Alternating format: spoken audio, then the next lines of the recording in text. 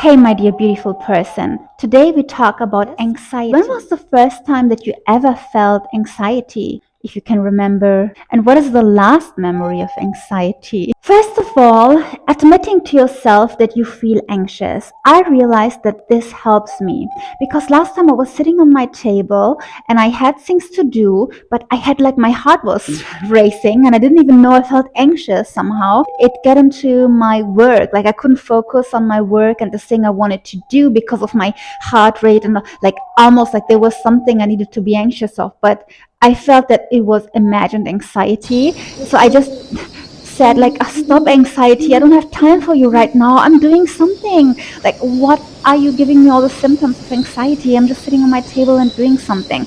And then I realized, is maybe the very thing that I'm doing putting anxiety on me because I'm stepping up, was about to build something for myself, for my future self. I realized that when I ignore my anxiety, it gets more. But when I just take out a moment of whatever I'm doing and I sit down for 5 minutes and talk to myself or meditate or read my affirmations, that it goes away and then I can go back to my table and focus. But I don't want to interrupt.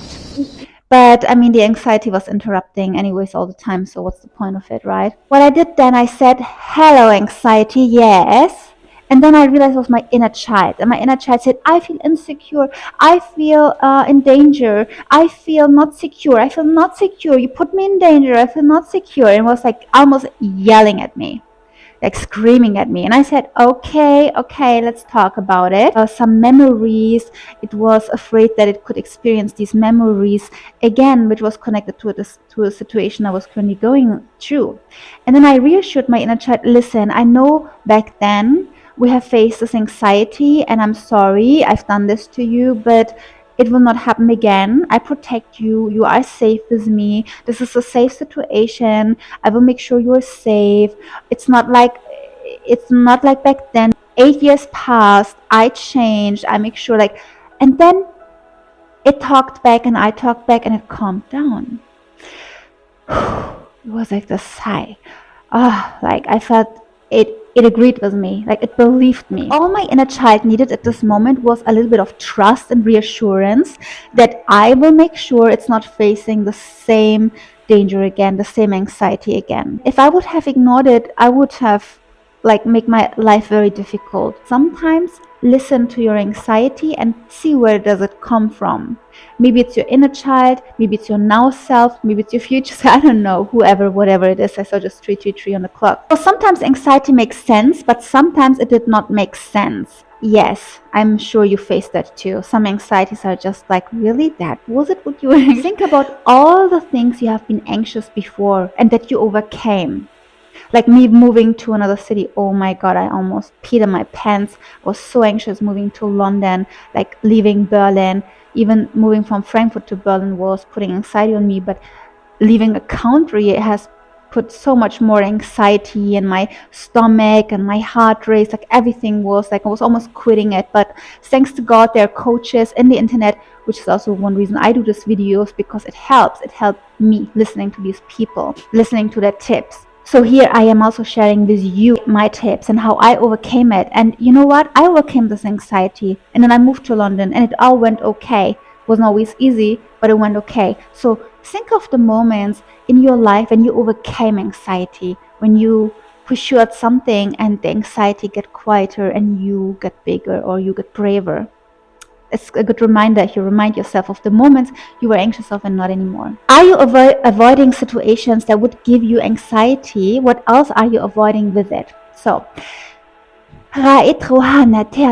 what often happens is when you avoid something that you're anxious of, what else are you avoiding? Let's say you're avoiding going to dinner with people you don't know that well because you have social anxiety. In that moment, you think, oh my God, I don't want to embarrass myself. Or, oh my God, they have amazing jobs. If I tell them I don't work at the moment, I feel embarrassed, or whatever it is. But you know what you're missing on? A very good dinner. Maybe it's the favorite Italian there with this best spaghetti in the town. Like, not only you miss out on this conversation, but you also miss out on this amazing spaghetti and maybe the first class wine they have. And maybe they have an amazing view, maybe a beach view, maybe another view, maybe you have that they have good music, you miss out on the music. And maybe there's a very good looking bartender shaking your cocktail and flirting with you. You miss out on that too.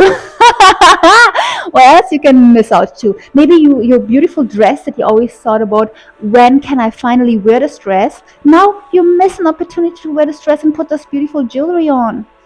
Like, what else are you missing on? Okay, so sometimes think of, okay, you don't have to do it because you're anxious. You don't have to go to this dinner. You don't have to go to this situation. I didn't have to move to London. But what else am I missing out? In my case, I would miss out on improving my English. And as you see, wow, bellissima. Well, even if it's Italian. But I tell you what, look, I'm speaking English to you. And it's perfect, almost perfect. It's not that perfect, but it's good. It's okay. It's better than it was before. I would have missed out on speaking English like a British. Whatever that accent is, not British, but I'm just saying to you, I could. What? Yeah, before I was in America, they say more like water, I guess. But here they say ba'a, just butter, and they say wa'a. And if I wouldn't have moved here, I would never know that. And many other things I wouldn't know. So I'm just saying, like, what else are you missing out on? It's kind of cool, you know, if you think that way. You can maybe ask yourself, but that what I'm gaining is maybe kind of teasing me to go. The Italian food, the wine, the music, and then you overcome your anxiety. The anxiety, something bad is about to happen. What if you replace it with something good is going to happen? So I realized that I have this program running and I'm currently healing. I wrote one page of something good is about to happen to me in any moment. Oh my god, I just looked left, something good was there. Oh my god, I just looked right, there something good was there. Everywhere something good was there. Oh my god, I just experienced something so good. And all the time I experience good things, something good is waiting for me around the corner. Because I realized my mind was always afraid, especially when I had a happy moment. Oh no, and I was so happy, I'm sure something bad is going to happen. And this is a subconscious limiting belief that I had, that I recognized. So what I did, I wrote one page and I read it every day.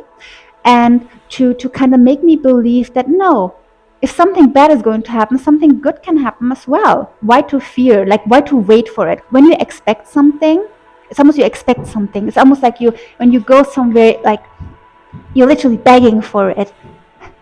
Something bad is about to happen for me. But what if you would say, something good is going to happen to me? Beg for something that's beneficial to you, you know, the universe or the life. If anything of that helped you, please help me in writing a comment so I know what resonates with you, what you kind of like me to share, or what you would like to share with me. Can we get rid of anxiety completely? Anxiety might have helped you to study as you feared having no money or job. So can anxiety used as a push? Why to get rid of anxiety completely? Because they say that some psychopaths don't have any anxieties, but it's not that we all want to achieve psychopathism or something, you know. Before you go out, sometimes you have the anxiety that I took my key with me. So it's actually helpful because then you recheck instead of just shutting the door and then you're like, oh no, I locked my stuff out. Anxiety, where have you been when I needed you? You know, so anxiety can be helpful in this, in these things. Or, oh my god, did I get back to this email? It's an anxiety moment, like like, did I forgot? Oh my god, like, but it's a good anxiety. It's a reminder. It's helping you, you know, it's making sure you are on time, on tact, on whatever. Why to get rid of anxiety completely, and why not use anxiety to your benefit? Because anxiety actually can help you. Anxiety can help you to finish your studies because you're so anxious that you would end up without money or a job, where anxiety can kind of make you do it. Like, hey girl, let's please study, because otherwise we will be homeless. I don't know how good that is, but I'm just saying a little bit, it can help you say, okay, I study because I want to have a beautiful home, you know, I don't want to face joblessness. I mean, I'm anxious of that. I'm anxious to not afford me a beautiful car or afford, like, you know. So it could be also healthy use. If you treat anxiety just with medication, have you then really healed the issue or added one more wish? One more, which is then dependency? And what about the unknown or known side effect? Like, you know, when you just take medication about anxiety, oh, I feel anxiety. Like, you feel, are you not dependent then on something else? And imagine one day you forget your medication and you sit all day there. Now I'm extra anxious. So it's kind of puts you also being dependent on it, and you don't know the side effects, and you might never take the time to heal it. you know? So, can medication really help you, or is it just avoidance, or is it just accepting to live with this amount of anxiety and never facing it? Because what I said earlier, instead of numbing it all the time, why don't you talk to the anxiety? Now I talk to my anxiety and it helps me. So I say, anxiety, what do you want right now? And then I feel who it is, where this come from.